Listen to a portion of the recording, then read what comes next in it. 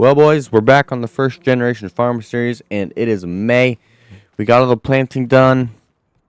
Now it's into spraying season. We've got to spray fertilizer and herbicide on our fields in today's video. So, without further ado, let's roll the intro and get right into it.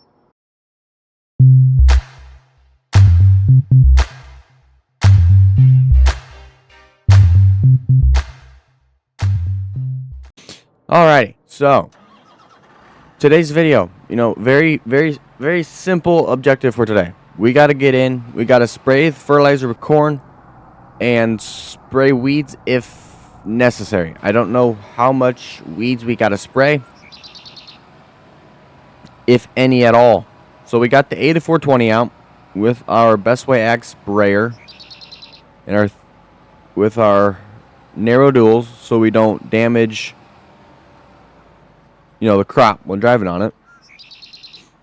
Steering assist, and we should get all this done in today's video.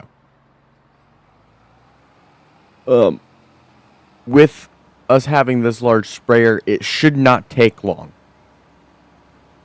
So hopefully today's video is just short and sweet. We can get it all done, and then we can go from there. And the next video, I don't know what next video will be. It just all depends. Maybe this video, well, no, it'll all be done in this video, because otherwise this video is going to be really, really short. And I feel like you guys would want more than like a 10-minute video. So we'll both spray and fertilize the cornfields, and we'll just have to spray the bean fields, because beans don't require any additional nitrogen, because they put the nitrogen in the ground, for those of you who didn't know. We most need a smaller sprayer for this field, because it's very tight back there. But luckily we can just back up and get out of there. But a smaller sprayer would probably be more beneficial to us for this field.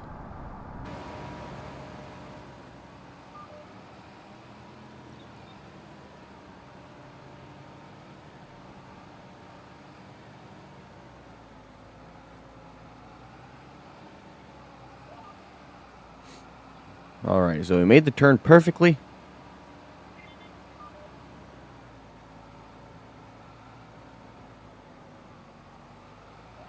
And our one headland pass is done, so now we just gotta grab this. I think we just have one GPS line here in the center of the field, and then this field will be done. And we'll just go back up and do the last field that we got two. Oh, because, yeah, the width of the sprayer does not correlate well with the width of the field. I forgot about that. So we will do our other field of corn, and then we'll come out, we'll empty out the fertilizer in the sprayer, we'll clean it out, and then we will put herbicide in, and then herbicide we'll have to do to all our fields. So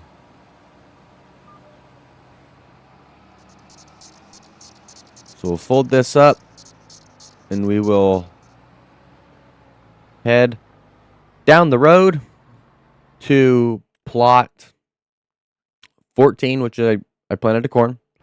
So we got to fertilize our cornfields, because we didn't put any fertilizer in the planter, because it's useless when planting soybeans, because none of it ever gets used.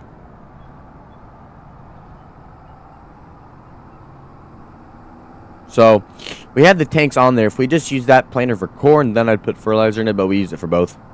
So I just put them on there. Well, I didn't put them on there. I guess it came with it. We just bought it from the dealership. We didn't put anything extra on it. So whatever it came from, whatever the dealership had on it is what we got on it, basically. if that makes sense to you guys. We didn't customize it or anything. We just said, yep, we want that one. Give it to me right now. And we took it home. So that's the situation with the planter and why we are having to go and put fertilizer down on the corn after it's already been planted, even when our planter has fertilizer tanks on it. But yeah, this field isn't going to take long. I mean, we got the planters. I forget how wide the planter is. It's, or not the planter, the sprayer. 27.4 meters. So that's probably 90-foot boom. So, I mean, that's a good width for the size of fields that we have, except for the first one, which is a little small, but it gets the job done.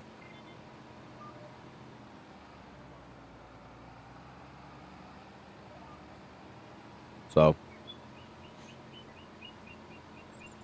hope you guys enjoyed the last video on this series. I know that was a hectic video. Stuff wasn't working, was not cooperating with us. It's like the seed tender. I did end up off camera selling that seed tender and buying a different one. And that one works. I used it when I did lime. I don't know if it's the planter or if it was the seed tender that we can't fill up via the seed tender. I didn't try it with the new one that I bought. I guess I didn't even buy it new. I bought it slightly used. I think it had 2 seasons on it, and they got rid of it. They got one that holds more. So, it worked for us. It made it a lot easier when doing lime. You know, because we had that mobile refill always available to us. But I have heard news from just other farmers in the local area that corn prices are supposedly supposed to be really, really good this year at high price. So I'm excited for that because we got a bunch of corn to sell in July. I think that'll be the next video. We'll be selling corn to make some money.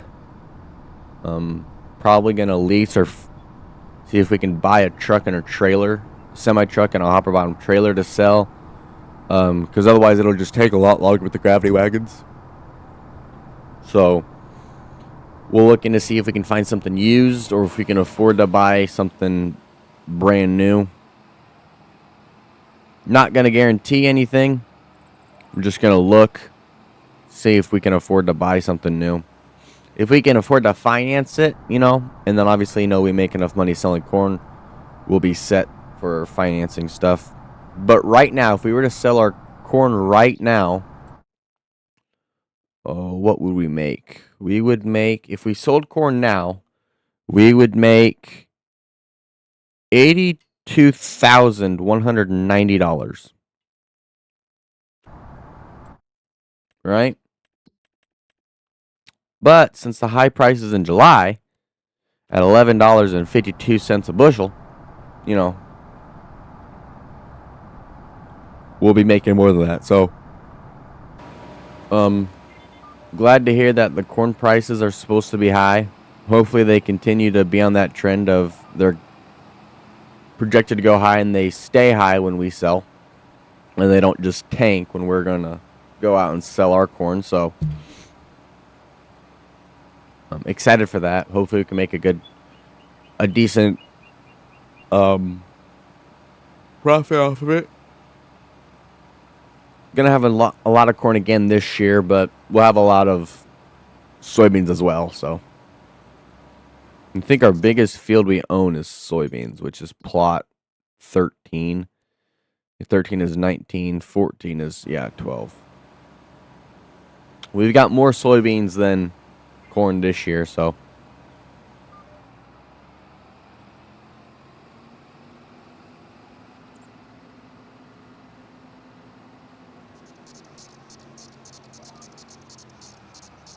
like I said, hopefully everything works out. We can find a better way of transporting the grain. But who knows? We've got this pass, and I think we've got one more after this one. And then I'll empty all the fertilizer out, clean it out, put herbicide in, and we'll go and spray all the fields we got.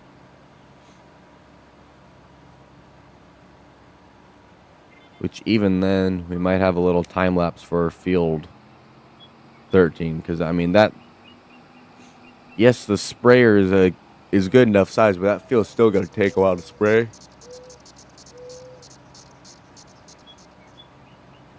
So,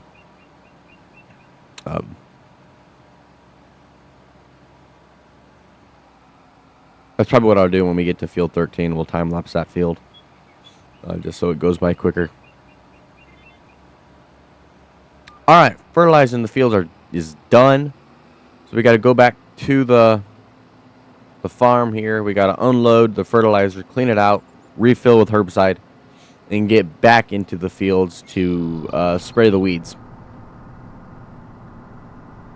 So, this tractor pulls this like there's nothing behind it, so I'm glad I went with this tractor as the spraying tractor.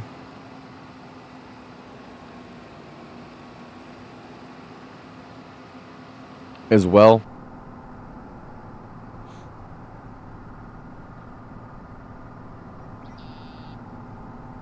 But we also did get a def station put in within the last video, and we built ourselves a little service car thing, which we put right next to the house.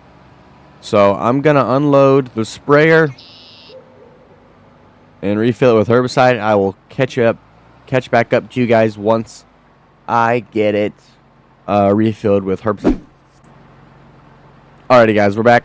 Got the sprayer cleaned up, or emptied, cleaned out, refilled with herbicide. So now we are ready to go and spray the weeds in the field. So we're going to go back to field 12 here.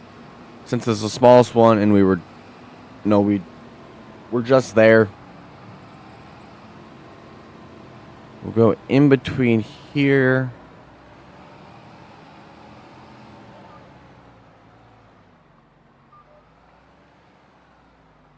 Make sure we're backed up all the way.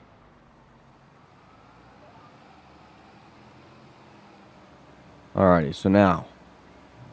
Yeah, okay, so the weeds are dying. Okay, so we are spraying the weeds in this field. We're going to go up to field 10, do that, come back down to field 14, and then end it all with 13. Or we'll do 10, 13, then 14. I don't know. We're going to do them all. That's all I know. So, that's all I know. So, come back through here. Okay, turn that off. Can we raise that up a little bit? No. Oh, no, we don't need to. It's okay.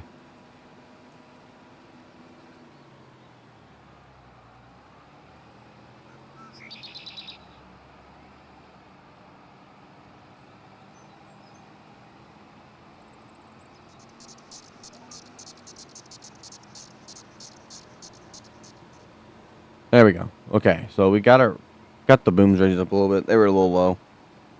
I noticed on the cornfield we got done fertilizing, I noticed they were hanging a bit too low for comfort, so just wanted to get those raised up so they don't hit the ground when going through a shallow area or like a little waterway. So, come back around here. Knock these weeds out. Back up and then do our little 2 our 2 little up downs we got to do.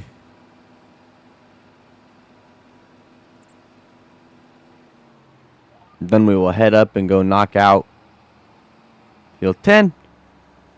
Come back, do field 13, time lapse that, and then do 14.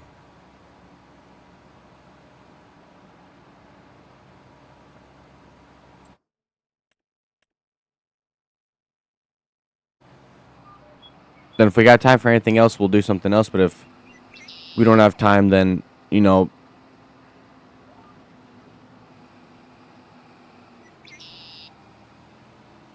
we will, you know, end the video. So, all right, this field's done.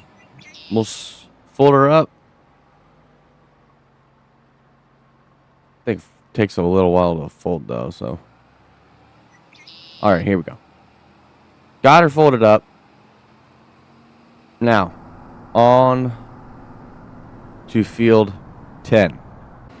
Alrighty, y'all, here we are. We are just arriving to field 10. It's right in front of us here. Not on the left, straight down this road.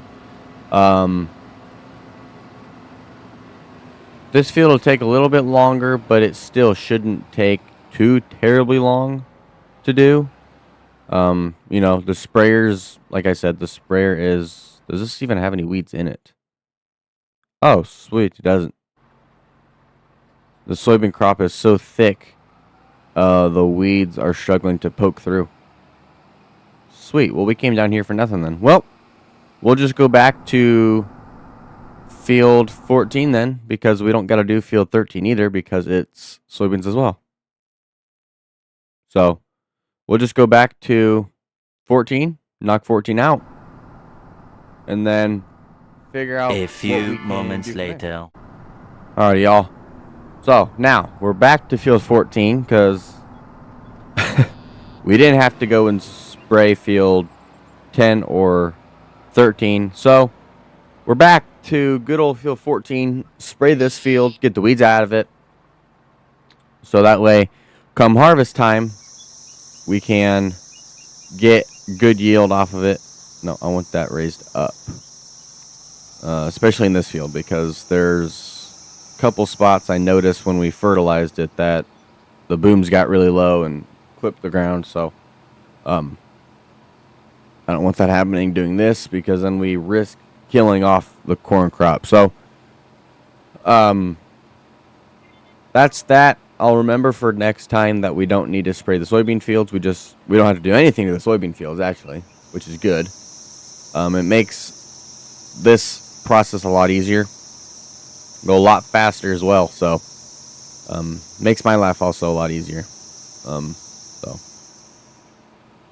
hopefully sometime we can expand and we can get a spray and fertilizer, spray and herbicide shed, fertilizer and herbicide shed built. And then we can have a tank in there that we just drive into. You know, we can clean out the sprayer and stuff in that shed, and I'm not filling it with water and then emptying the water out into the driveway, because then that makes the driveway a muddy mess. So if we can prevent from making the driveway a mess and ruining the driveway, I want to try my hardest to prevent that. But, you know, sometimes you can't always do what you want, and some things don't always go your way. So, but that's after we sell our grain. You know, if we make enough money selling grain, we can afford one, we will put one in. But if we can't, we have to wait a couple years, we'll wait a couple years. Not that big of a deal if we have to wait. Okay, I don't know what the issue with that is. I just looked at our spray monitor and it's not correlating with what we have in the tank, so I don't know what the issue with that is. I'm hoping it's just a software bug.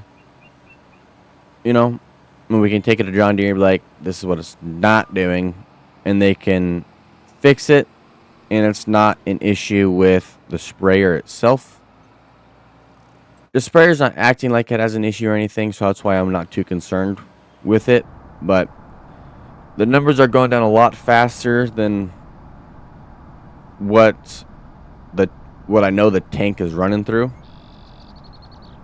So that's why I'm a little concerned. That's why I think it's a software issue with the spray monitor on there, so that's why I'm not too terribly concerned with it. But you know, if all of a sudden we get warnings about nozzles not working, then we'll have bigger issues and more cause for concern. But until we have those issues, I'm not worried about the difference. Oh, and we hit a tree. What?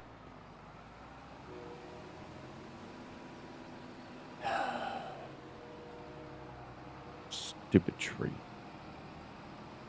Okay. Now that we got away from the tree, we can get these last 3 passes done. So far so good. Haven't had any issues on the farm. Thankful for that. I know we won't always get that lucky, so hopefully all this good luck can continue through harvest. Because the worst thing is all this good luck runs through the spring and summer, and then boom, the fall comes, and now we've got issues, right? During the busiest time of the year on the farm, we can't afford to have those issues come about. So hopefully God is good to us during harvest, and we can keep all our equipment running smooth and stay operational. Because I really don't want to have to fix broken equipment. But if we have to, that's the part of farming that you just learn to deal with. You know, you learn to deal with breakdowns and minor inconveniences, so just can't get too caught up in them. Hopefully, if we do have any issues, they're not anything major. You know, there's something that we can fix. They're not something that derails harvest for too terribly long. Because we're in Missouri, we're in the Midwest, the weather can change so quick. 1 minute it could be nice and 60 degrees, and then the next minute it's cloudy, windy, and 30 degrees, and you've got snow on the way. So, yeah. And that is spraying done. So we're going to head back to the farm. Probably just going to park this in the shed, honestly. I'm not too worried about cleaning it out yet. Worry about cleaning it out once after we sell our corn, and if we can afford to put up a chemical shed, then once we get that put up, then we'll worry about cleaning this out. But as of right now, cleaning it out is not my concern at the moment. Just getting it back to the farm in one piece. I know it's not that long of a drive, but weirder things have happened before. So I'm not ruling anything out, but you know, like I said, it's not that far of a drive. Nothing should go wrong, but you know, farming is weird like that, so the slightest thing can happen in it mess up the tractor or the sprayer. So, but that is going to be all the time we have today. If you enjoyed this video, make sure you smash that like button down below. Subscribe if you're new and you haven't already. I don't know personally what I did differently in the last video, but I'm looking right now. We have 297 subscribers. We're 3 away from 300. I honestly don't know what to set the goal for February at. I honestly have no idea what I'm doing differently. But you know, I appreciate all the love and support you guys have shown the channel. We've grown so fast in so little amount of days. It's honestly crazy and hard to believe. I appreciate every single one of you guys so much. Tell your friends and family about the channel. You know, get this channel to grow. We're growing so rapidly. I didn't think we'd grow this fast. But yeah, glad to see that you guys are enjoying these series on the channel. They'll continue to come out. Hopefully I can get as many videos out, you know, within this week as much as possible. Remember, like I always say, remember to keep it loud, keep it safe, keep it hype, but most importantly, keep it fun. And I will see you all in the next one. Goodbye.